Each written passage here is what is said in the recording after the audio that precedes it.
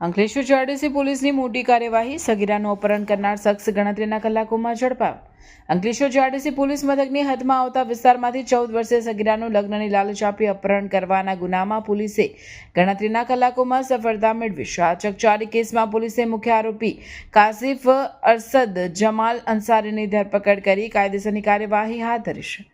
બનાવની વિગત એવી છે કે જીઆરડીસીની એક કોલોનીમાં રહેતા એક પરિવારની 14 વર્ષ 2 માસ અને 26 દિવસની સગીર દીકરી ગત તારીખ 24/1/2026ની મધ્યરાત્રિથી તારીખ 25/1/2026ની વહેલી સવારના સમયગાળા દરમિયાન પોતાના ઘરેથી ભેદી સંજોગોમાં ગુમ થઈ હતી. પરિવાર દ્વારા તપાસ કરતા જાણવા મળ્યું હતું કે જીતાલીના રાવત મસ્જિદ એપાર્ટમેન્ટમાં રહેતા અને મૂળ બિહારના વતની એવા કાસિફ અરશદ જમાલ અંસારી નામના યુવકે સગીરાને લગ્નની કરવાની લાલચ આપી લલચાવી ફોસલાવી તેના કાયદેસરના વાલીપણામાંથી અપહરણ કરી ભગાડી ગયો હતો. આ ગંભીર બનાવ અંગે સગીરાની માતાએ અંકલેશ્વર જીઆરડીસી પોલીસ મથકે ફરિયાદ નોંધાવતા પોલીસ હરકતમાં આવી હતી. અંકલેશ્વર જીઆરડીસી પોલીસ સ્ટેશનના પોલીસ ઇન્સ્પેક્ટર સાહેબ આરએચ વાળાના માર્ગદર્શન હેઠળ પોલીસે તાત્કાલિક ટેકનિકલ સર્વેલન્સ અને બાતમીદારોની મદદથી તપાસના ચક્રો ગતિમાન કર્યા હતા, જેના પરિણામ સ્વરૂપે પોલીસે આરોપી કાસિફ અરશદ જમાલ અંસારીને દબોચી લીધો છે અને સગીરાને હેમખેમ મુક્ત કરાવી છે. પોલીસે આરોપી વિરુદ્ધ ભારતીય ન્યાય સંહિતાની કલમ